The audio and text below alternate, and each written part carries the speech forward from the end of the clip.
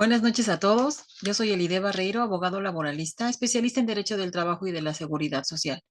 La noche de hoy vamos a comenzar una serie de videos, 5 videos. Este es el episodio 1, con respecto a cómo demandar la libertad sindical, mi libertad sindical. Porque he tenido muchas preguntas de sindicalizados de varias empresas que me dicen, oiga, ¿cómo hago para, no sé, demandar las condiciones de trabajo, alguna en especial? ¿O cómo hago también para cambiar algo en el sindicato que no me gusta? Bueno, vamos a comenzar de lo general a lo particular, como debe de ser. En el episodio 1, que es el del día de hoy, vamos a hablar acerca de qué es la libertad sindical, cómo se defiende, cuáles son sus bases, sus principios y de qué parte se compone. ¿Ok? Para esto les voy a presentar un material.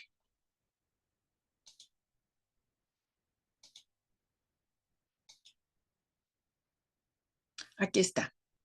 ¿Cómo demandar mi libertad sindical? Bueno, pues es algo muy interesante.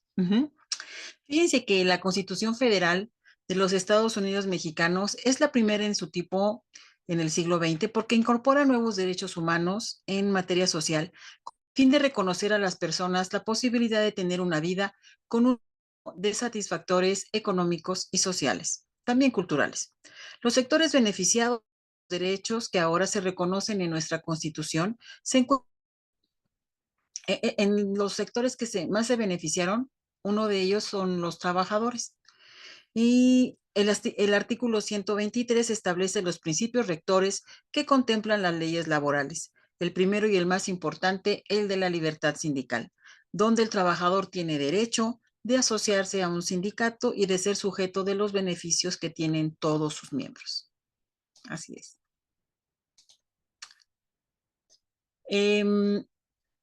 Fíjense que el Congreso de la Unión eh,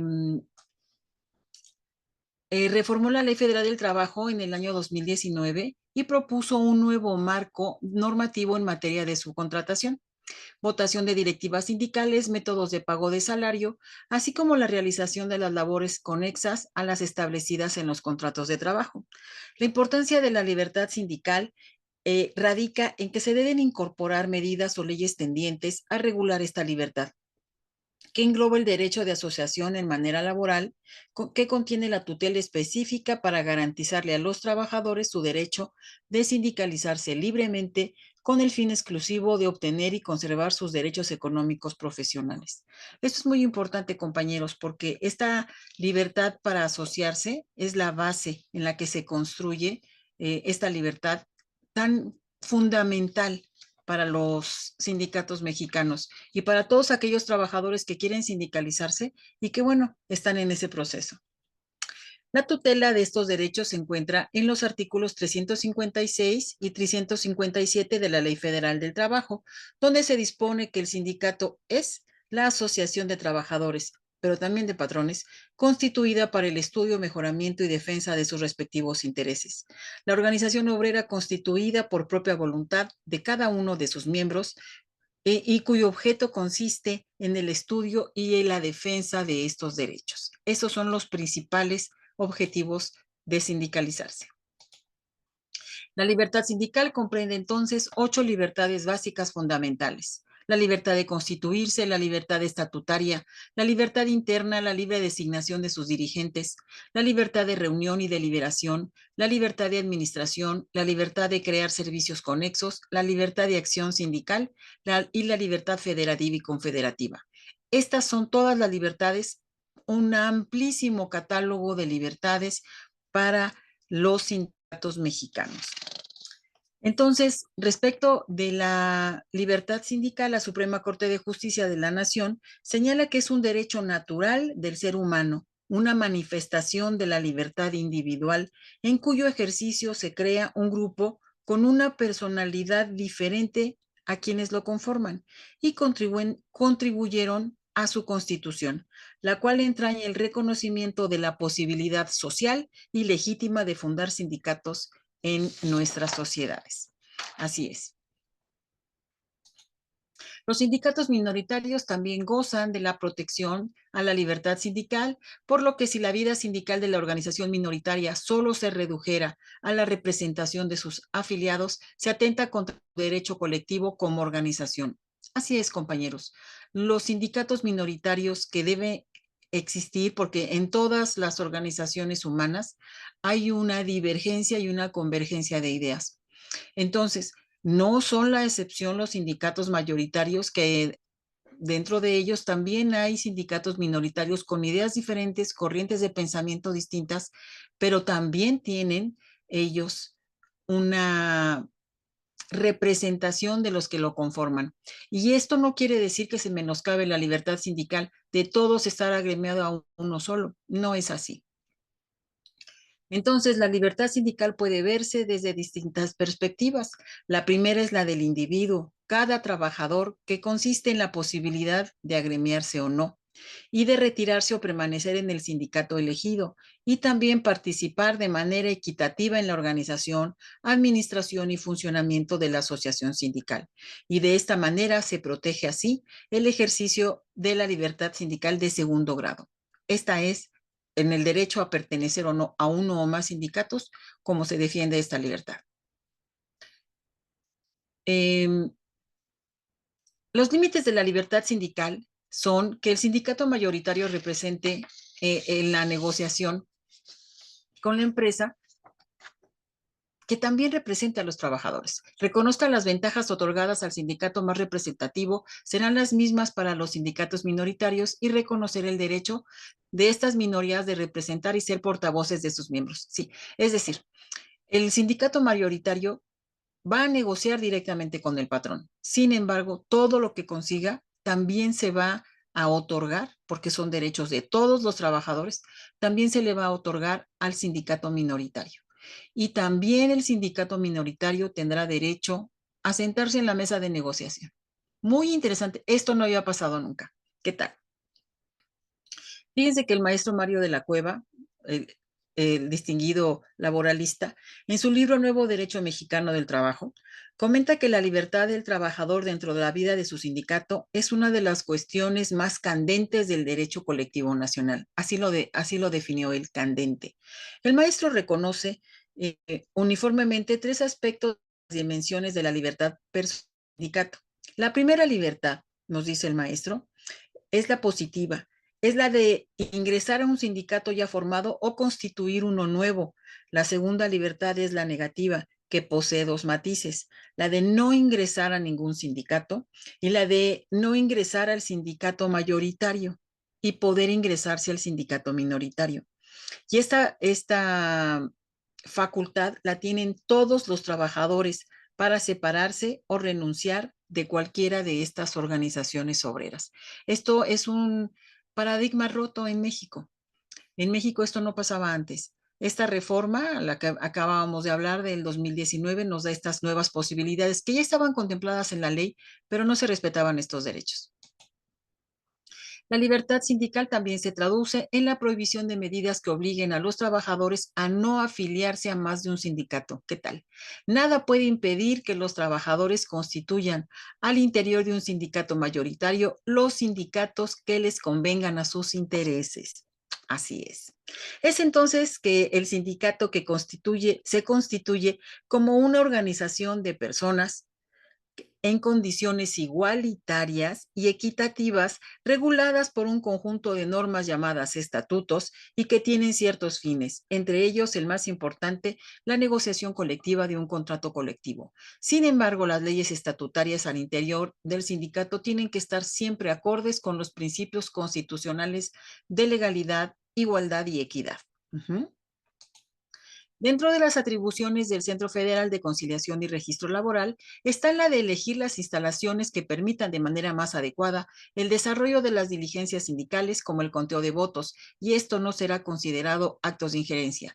Recuerden ustedes, compañeros sindicalizados, que todos los actos, cualquiera, que tiendan a controlar, influir, dirigir, cual, de cualquier tipo a la organización obrera por parte del patrón y por parte de nuestro gobierno, son considerados delitos y llamados actos de injerencia, y deben no deben pasar. Y si pasan, hay que denunciarlos. ¿Por qué? Porque son delitos laborales. Ajá. Y con respecto a esto, la libertad sindical incluye varios derechos que son inherentes a ella, es decir, son parte esencial. El primero de los derechos es a constituirse, el segundo a redactar sus estatutos, el tercero la administración libre de manera interna, el cuarto a elegir a sus dirigentes y poder ser electo como uno de los dirigentes. Todas las anteriores deben estar dentro del marco de la legalidad, como ya lo hemos hablado, que nos imponen las leyes mexicanas, pero especialmente nuestra constitución política. La libertad sindical de que gozan las y los trabajadores para optar por quien represente sus intereses se encuentran en los numerales 357, 358 y 359 de la Ley Federal del Trabajo. La protección también se extiende por medio del procedimiento especial colectivo, que es la vía para la defensa de los derechos que correspondan a la mayoría de las personas trabajadoras en una empresa. Esta libertad de asociarse y constituirse son la base en la que se puede construir la organización obrera de forma democrática, acorde con nuestro derecho. Y tiene una herramienta básica que es la elección por medio del voto libre, directo y secreto personal, para elegir los representantes de todos estos trabajadores, todos en unión. Esta obligación es una obligación al sindicato y la establece el artículo 123 en su apartado A, fracción primera de nuestra Constitución. Pero a ver, vamos a comenzar. ¿Qué pasa cuando la directiva de un sindicato se encuentra constituida por miembros que no representan o que no respetan a la representación que se les ha encomendado? Los miembros pertenecientes a la directiva sindical representan a la persona moral y están facultados para administrar su. Poseen la calidad para organizar a los integrantes de la organización, encaminar su participación a actos concretos, como pudiera ser el emplazamiento a huelga, o la de mandarle al patrón la firma de un contrato colectivo. También dentro de sus facultades y obligaciones está la promoción de juicios ante las autoridades competentes o inclusive de asumir obligaciones de nombre y representación del sindicato para llevar a cabo el cumplimiento efectivo de los deseos de sus integrantes. Las anteriores obligaciones de las directivas sindicales se encuentran en la lectura de los artículos 368, 373 y 376 en su párrafo primero de la Ley Federal del Trabajo. Es entonces de suma importancia que se reconozca que los sindicatos tienen un origen gremial, grupal, colectivo, que se concibieron como la reunión de trabajadores de un solo mismo o de un mismo oficio o de una misma empresa para autodefenderse, hasta llegar a conformarse en una defensa de intereses de la clase obrera. El principio de libertad sindical reconocido por los convenios internacionales y el artículo 123 constitucional se sustenta en 4 postulados, todos íntimamente relacionados entre sí, que no pueden entenderse uno sin el otro. No existe la libertad sindical sin las facultades de la organización interna. La libertad sindical, compañeros, también ha sido tutelada por los instrumentos internacionales, aparte de los concernientes a la OIT, entre los que se encuentran uno sumamente importante. Es la Declaración Universal de Derechos Humanos, que establece en su artículo 20, 20, que toda persona tiene derecho a la libertad de reunión y asociación pacífica. Y en su artículo 23, dicho instrumento establece que toda persona tendrá derecho a fundar sindicatos y a sindicalizarse para la defensa de sus intereses.